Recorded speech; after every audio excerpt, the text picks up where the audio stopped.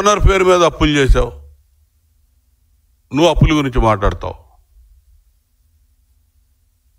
ఇవన్నీ కూడా ప్రజలు గమనిస్తూ ఉన్నారు. నువ్వు చేసే ప్రతి అంశం, నువ్వు పెట్టే ప్రెస్ మీట్ అంతా కూడా ఒక డ్రామా ఆడి ఆ డ్రామా రక్తి కట్టించడానికి చాలా నానా ఇబ్బందులు పడ్డట్టుంది. నీకు ఆ అనుమానం అవసరం లేదు. ప్రజలు ఎవరు కూడా సిద్ధంగా లేరు నీ పూటకు మాటలు నమ్మడానికి.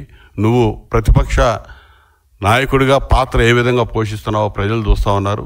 ఖచ్చితంగా ఇక నీ పని అయిపోయింది. నువ్వేదో అనవసరమైనటువంటి అపోహలు పెట్టుకొని నీకేదో వస్తుంది జరిగిద్ది అనేది మానుకొని నీ అవసాన దశలో ఉన్నటువంటి పార్టీని రక్షించుకోవడం కోసం ప్రజల మీద పడి ప్రజల్లో అశాంతి రగిల్చి అనవసరమైన ఇబ్బందులు ప్రజలకు కొని తీసుకురావద్దని చెప్పి నీకు హితవు పలుకుతా ఉన్నాం. అదే రపా అంటే గతంలో కూడా చెప్పాడు, గతంలో ప్రెస్ మీట్లో చెప్పాడు, ఈరోజు కూడా చెప్తున్నాడు. సినిమాల్లో ఉండే డైలాగులు పోస్టర్లుగా పెడితే తప్ప, ఆ క్రియలు బయట చేస్తే తప్ప అంటున్నాడు. క్రియలు ఖచ్చితంగా తప్పే. సినిమాలో నరుకుతాను చంపుతానని బయటకు వచ్చేస్తే తప్ప అంటున్నాడు. అంటే మాజీ ముఖ్యమంత్రి సిగ్గుందా ఇతనికి? సినిమాలో చంపుతారు, నరుకుతారు, అత్యాచారాలు చేస్తారు,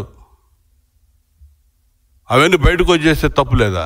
సినిమా అనేది అంతవరకే. ఆ లోపల చూసిన 2.5 గంటల వినోదమే తప్ప బయటకు వచ్చినాక అది యాజిటీజ్గా మర్చిపోవాలి.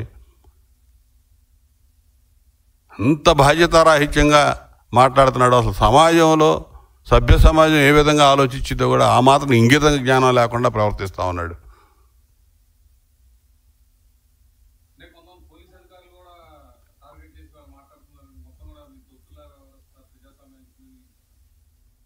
అదే పోలీస్ అధికారులు మాట్లాడుతూ ఉన్నాడు. వాళ్ళని భయపెట్టాలని ప్రయత్నం చేస్తూ ఉన్నాడు.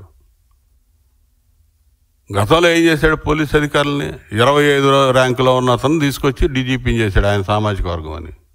పిఎస్ఆర్ ఆంజనేయులు లాంటి లేకపోతే కొంతమంది పోలీస్ అధికారులు ఐపీఎస్ అధికారులు ఏ విధంగా వాడుకున్నాడు? ఈరోజు ఏ విధంగా కేసులు అయ్యి ఇబ్బందులు పడుతున్నారు, ఎవడు జైల్లో ఉన్నారు? ఇక్కడ తెలుగుదేశం పార్టీ పోలీసు వాళ్ళని ఎప్పుడు కూడా పోలీస్ డిపార్ట్మెంట్ని ఎప్పుడు స్వార్థపరంగా వాడుకున్న దాఖలాలు ఒక్కటి కూడా లేవు. అంటే ఇది భయపెట్టి పబ్బం గడుపుకోవాలని చూస్తూ ఉన్నాడు అధికారులని. మెయిన్ మళ్ళా వస్తానంటున్నాడు. జనం నవ్వుకుంటున్నారు. ఇంకెక్కడికి వచ్చేది? ఇచ్చారు, ఒక అవకాశం ఇచ్చారు, అయిపోయింది. ఇక ప్రజా జీవితానికి పనికిరాడు అని తీర్పు ఇచ్చేశారండి జగన్మోహన్ రెడ్డి. లేదు ఇక ఇతనికి. అది గుర్తుపెట్టుకోవాలి.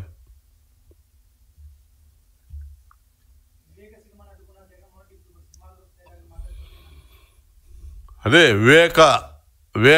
వివేకం సినిమా వాళ్ళ బాబాయికి సంబంధించిన అంశాలు, వాళ్ళ బాబాయిని ఏ విధంగా గొడ్డలు పెట్టి నరికారు, ఏ విధంగా చిత్రీకరించారో దానిలో వాస్తవాలు చూపిస్తున్నారని చెప్పి భయంతో కోర్టుకు పోయి దాన్ని అడ్డుకున్నాడు.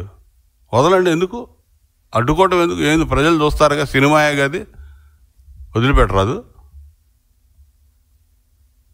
ఇవాళ సినిమాల్లో చూసిన సీన్లు బయట చేస్తే తప్పేందని మాట్లాడుతున్నాడు. అసలు ఇంత నిస్సిగ్గుగా మాట్లాడే, అసలు మామూలు సాధారణ ప్రజలు ఎవడన్నా మాట్లాడంటే అర్థం ఉందండి. ముఖ్యమంత్రిగా సాక్షాత్తు పనిచేసినటువంటి వ్యక్తి నిస్సిగ్గుగా మాట్లాడటం అనేది చాలా బాధాకరం. ప్రజలు చీ కొడతారు ఇతను అందరూ కూడా. అది చూస్తే మాత్రం సినిమాలో చేసిన బయట చేస్తే తప్పు లేదని ఒక మాట చెప్పాడంటే ఇంతకంటే పనికి మాలినాడు ఎవడు ఉండడు ఈ సమాజంలో. చెప్పాను ప్రజాస్వామ్యం గురించి, ఆయన కూని అయ్యేదానికి అన్ని ఉదాహరణలు చెప్పాను. ప్రజాస్వామ్యం ఎక్కడ కూని అయింది?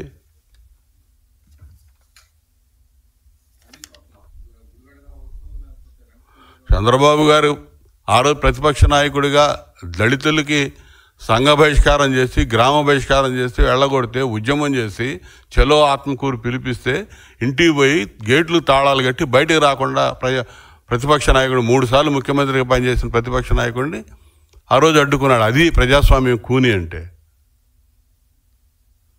లేదంటే యోగాళం పాదయాత్ర పేరు మీద పాదయాత్ర చేస్తూ ఉంటే నారా లోకేష్ గారు వేదిక లేకుండా చేశారని చెప్పి స్టూల్ మీద నిలబడి మాట్లాడుతూ ఉంటే మైకు స్టూలు కూడా లాగేసి అక్రమంగా కేసులు పెట్టి అణగదొక్కింది. అది అప్రజాస్వామ్యం. నువ్వు ప్రజాస్వామ్యం గురించి గగ్గోలు పెట్టమైంది.